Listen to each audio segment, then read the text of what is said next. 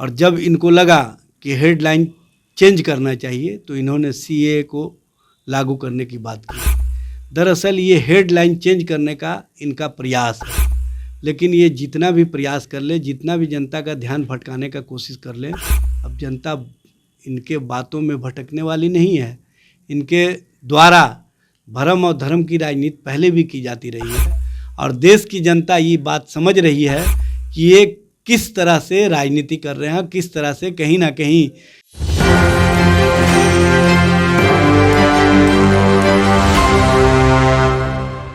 नमस्कार, मेरा नाम प्रिंस मिश्रा है और आप एक न्यूज़ 24 देख रहे हैं। हमारे साथ बातचीत करने के लिए इजाज अहमद हैं, जो राजद के प्रदेश प्रवक्ता हैं, काफ़ी अच्छे बोलते हैं। सर, सीएए को लेकर आपकी पार्टी क्या सोचती है, आपका क्या स्टैंड है? देखिए, सीए का मामला आप देखिए, समय टाइम, कल जब माननीय सर्वोच्च न्यायालय ने फैसला दिया, एसबीआई को कहा कि इलेक्टोरल बॉन्ड के संबंध में सारे तथ्यों को आप सामने लाने का काम कीजिए, और जब इनको लगा कि हेडलाइन चेंज करना चाहिए तो इन्होंने सीए को लागू करने की बात की।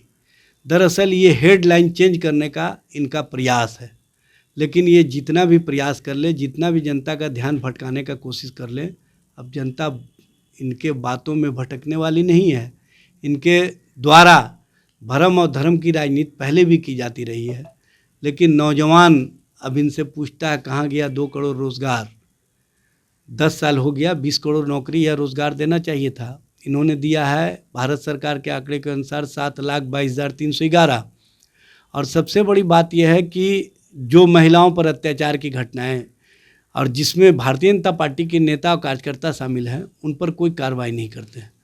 महंगाई चरम सीमा पर है। भ्रष्टाचार को इन्होंने शिष्टाचार और सदाचार का रूप दे दिया है। जो इनके साथ जाते हैं भ्रष्टाचारी, वो सदाचारी हो जाते हैं, और जो इनके खिलाफ मुखर होते हैं उनको भ्रष्टाचारी साबित करने में लग जाते हैं। और जिस तरह से इनके जो उद्योगपति मित्र भारत की संपत्ति को लेकर के विदेशों में जाकर के बस गए हैं, उनको लाने की व्यवस्था कब करेंगे, उनके संबंध में कब बातें कहेंगे, ये स्पष्ट करें न।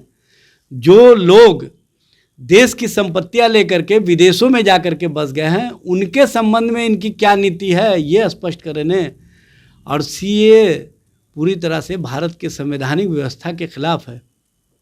भारत का जो संवैधानिक व्यवस्था प्रियम्बल है, उसमें स्पष्ट है कि भारत धर्मनिरपेक्ष समाजवाद पर आधारित राष्ट्र है, और यहाँ पर आप जो सीए लाए हैं वो धर्म विशेष को छोड़ करके आप इसको लागू करना चाहते हैं। तो एक बड़े धर्म समूह को बाहर करके आप जो राजनीति करना चाहते हैं, कहीं ना कहीं बाबा साहेब डॉक्टर भीमराव अंबेडकर के संवैधानिक व्यवस्था को कमज़ोर करने का आपका जो साजिश है, आपका जो प्रयास है, वो दिख रहा है।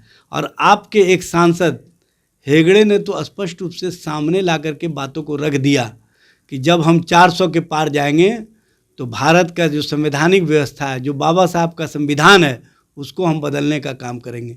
अब बाबा साहब का जो संविधान जब बदलेगा तो उसमें जो दलितों, शोषितों, वंचितों, पीड़ितों, आदिवासियों, अल्पसंख्यकों को अधिकार और हक दिए गए हैं, वो छीन लिए जाएंगे। ये समझने की आवश्यकता है, और इस बातों को अब देश का एक एक आम जनता समझ चुकी है, और देश की जनता ये बात समझ रही है कि ये किस तरह से राजनीति कर रहे हैं, किस तरह से कहीं ना कहीं राजनीतिक पसोपेंच में भारतीय जनता पार्टी फंस चुकी है। जो सीए की बात आज ये कर रहे हैं, ये 4 साल पहले दोनों सदनों से कानून बन चुका था। 4 सालों तक आपने उसको पिटारे में रखा। जब आपको लगा कि मेरा जादू अब नहीं चल रहा है, तो आपने उस तिलिस्म को बाहर निकाला जो सीए के नाम से जाना जाता है, और उस तिलिस्म के माध्यम से आप चाहते हैं कि देश के नौजवानों को, देश के आम आवाम को हम भटका लेंगे। तो आप मुगालते में जी रहे हैं। अब देश का एक एक लोग, बिहार ने जो संदेश दिया कि नौकरी और रोज़गार के माध्यम से हम नफ़रत, धर्म और भरम की राजनीति को समाप्त कर सकते हैं, उस दिशा की ओर लोग बढ़ चुके हैं। इसीलिए ये कहीं ना कहीं लोगों को भटकाने के लिए इस चीज़ को लाने का काम किया है। लेकिन अब देश का लोग भटकेगा नहीं। अब देश का किसान पूछता है कि हमारी आय दुगना कब होगी। आज देश का किसान सड़कों पर है। देश का मजदूर पूछता है कि हमारे पैरों में जो छाले पड़े थे कोविड कार्यकाल में, उस पर आपने हमारे नौकरी और रोजगार के संबंध में क्या काम किए हैं।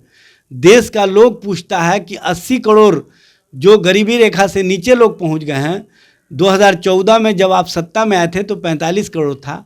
ये संख्या बढ़ने के बाद आप जो गौरवान्वित महसूस कर रहे हैं 2 किलो गेहूं और 2 किलो चावल दे करके, और आप कहते थे कि गरीबों और गरीबों के प्रति अगर हम ईमानदार नहीं रहे तो झोला उठा के चल देंगे। लेकिन अफसोस की बात, नरेंद्र मोदी जी तो झोला नहीं उठाए, लेकिन नरेंद्र मोदी जी के फोटो वाला झोला 80 करोड़ आवाम के हाथों में थमा करके आपने उनकी सोच को समाप्त कर दिया है, आपने उनके पारिवारिक स्थिति को समाप्त कर दिया है।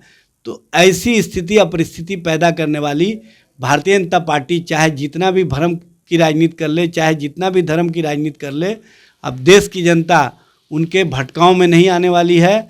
और देश की जनता मुद्दों के आधार पर खड़े होकर के भारतीय जनता पार्टी से पूछ रही है कि 10 सालों में आपने हमारे लिए क्या किया है, ये बताने का काम। आखिरी सवाल लेंगे, आपके जो